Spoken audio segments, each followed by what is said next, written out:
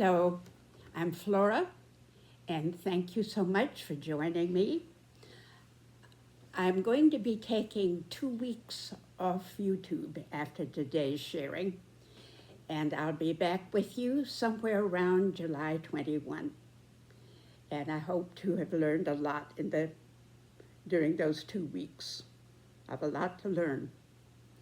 Um, Yesterday, the 4th of July, I did not feel, and maybe some of you felt the way I did, not much sense of unity, national unity. After all, how could we, after these 6 months, and of course, especially after this past week?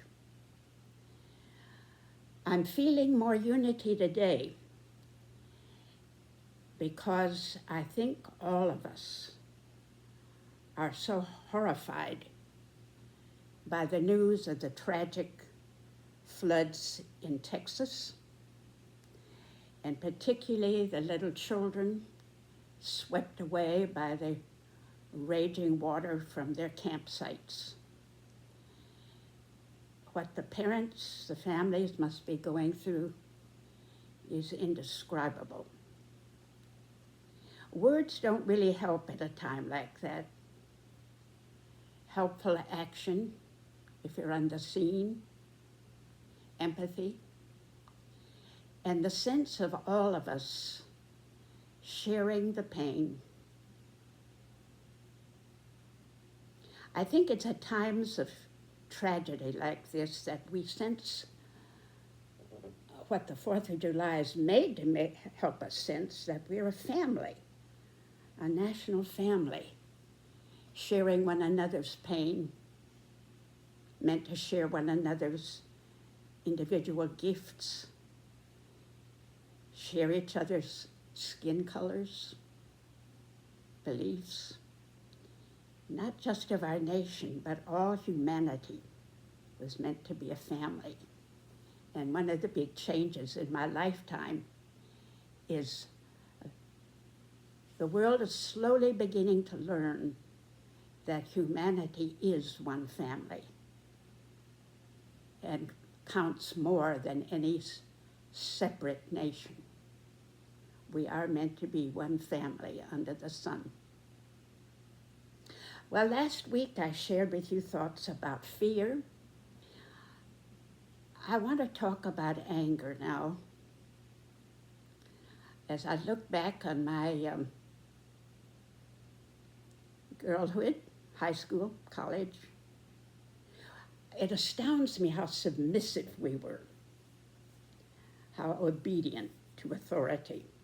Nobody in the 1940s, early 50s, ever argued with policemen, pastors, priests, professors, teachers, schools.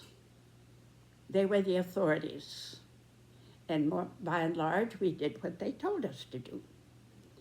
I smile when I think of for example, in high school and college, the dress codes. I'm not talking about uniforms.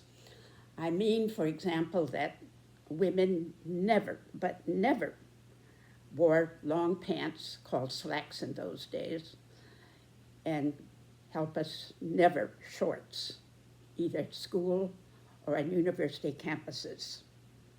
If you did, you would have a session with the dean of women.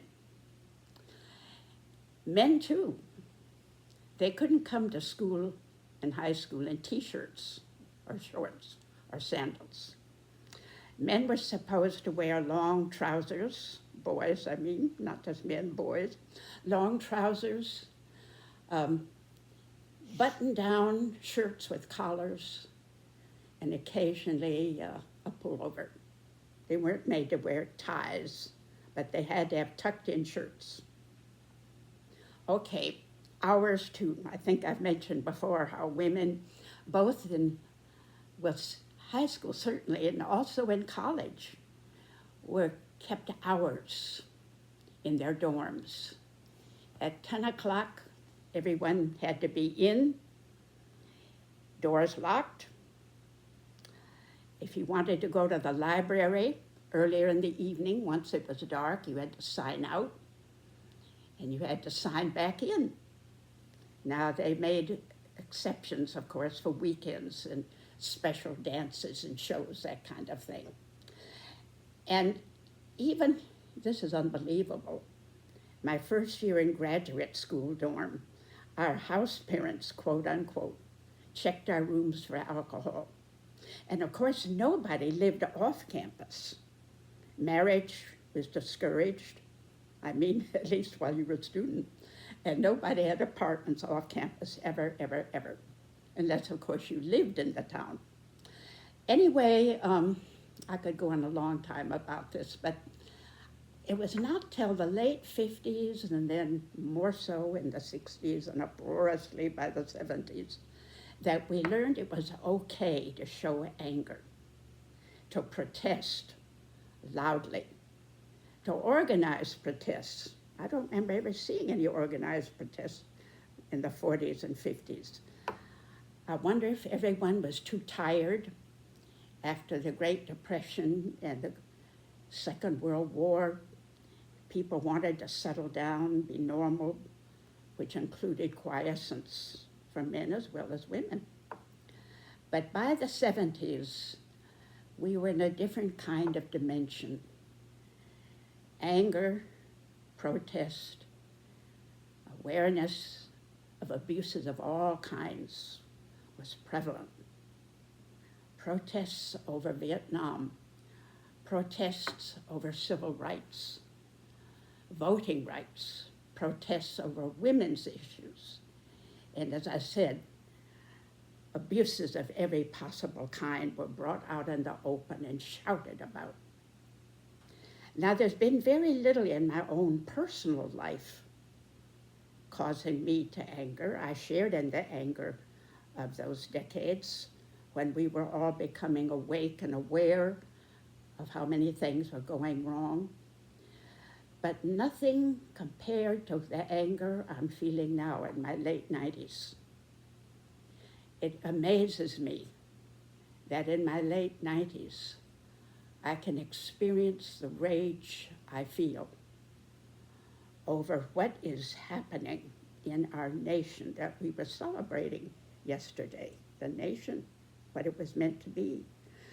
The creeping fascism, no more than creeping, fast moving. My generation fought the hideous 4 years of American involvement in the Second World War against fascist governments. If I had been 2 years older, I would have been of draft age. And now I'm seeing it, its hideous face, appearing in our own government. A bill signed yesterday that will cut 16 million people out of Medicaid. 42 million people will be denied nutritional assistance. Billions more to the ICE agents to round up not the worst of the worst, not criminals. 90% of them have no criminal record. Rounding up people who are here under government protection while their case for citizenship is being looked at. They too are being rounded up. Jokes now about alligators chasing those who will be put in the holding camps in the Everglades in Florida. Jokes about the snakes, pythons, alligators. Trump was joking about it. Okay, rage, anger. It's going to be for the long haul. How do we handle our anger without it tearing us to pieces? I saw a lot of abused, toxic anger during those 60s and 70s I was talking about. The kind of anger that turns into righteous arrogance. The kind of anger that because it has great ends, is forgetting how easily the means to those ends can turn us into cruel, depersonalized people, looking on other people just as eggs to crack for the omelet, or as collateral damage. In other words, a kind of anger that turns us into people as cruel and unfeeling as those we are working against. I saw this happening. I saw families and health destroyed through burnout, not just burnout, burn up in your very zeal and passion of your anger. You can destroy your health. You can destroy the atmosphere around you. I'm watching that in myself and trying to learn more of handling anger in a creative way, not a destructive way. Among other things I'm learning about this, to keep anger from getting toxic, pour the energy of one's anger not into useless ranting and raging and tirades, but into action. What can we actually do about what we're working for? Writing, voting, praying, donating, witnessing, organizing.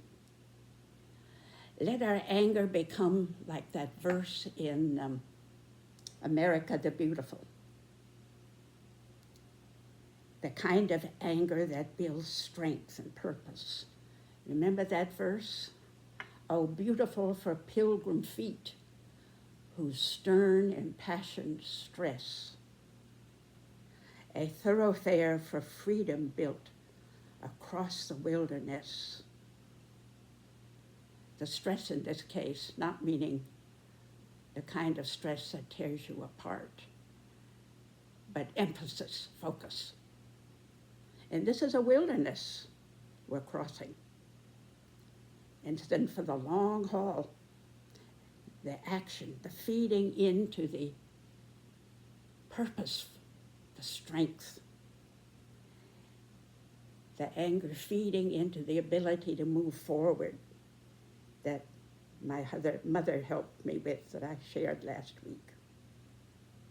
To keep alert if our anger is turning us into cruel people, if we're losing empathy, kindness,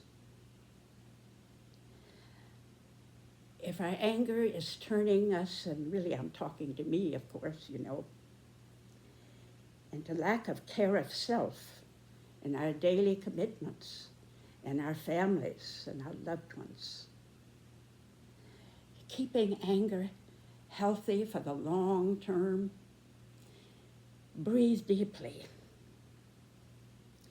Laugh as much as possible. Love. Play games. Rest. Drink in beauty. Again, I'm learning this, and how wonderful it is in your 90s to learn deep, important things. The learning never stops. If there's some of you out there, by the way, who are designers, I wonder if some of you might be inspired to design a new hat or badge. Not saying MAGA, Make America Great Again. We're not great in the deepest sense of the words in the eyes of the world now. We are destabilized, cruel to the vulnerable among us, ruthless with nations around us. That's what the MAGA Great is talking about. I suggest a hat or a badge that goes BAGA, B-A-G-A, build America's grandeur again. And we've had times in our history when we had true grandeur, when we really meant what is on the plaque of the Statue of Liberty. A high point for me yesterday was quoting some of the lines with a friend of mine, a friend of 50 years standing, and we quoted together the lines under the Statue of Liberty. Give me your tired, your poor, your huddled masses yearning to be free. Send these the tempest tossed to me. I lift my lamp beside the golden door. That's America's grandeur. That's the America I love. And I think the colors of the hat or badge, which I might ask to be designed, would be the earth colors, the colors of the different branches of the human race, the hues and shades of red, gold, tan, brown, white, black, all of them beautiful shades of humanity as well as of this earth. Again, I think of that wonderful line from the prophet Isaiah, your builders outdo your destroyers.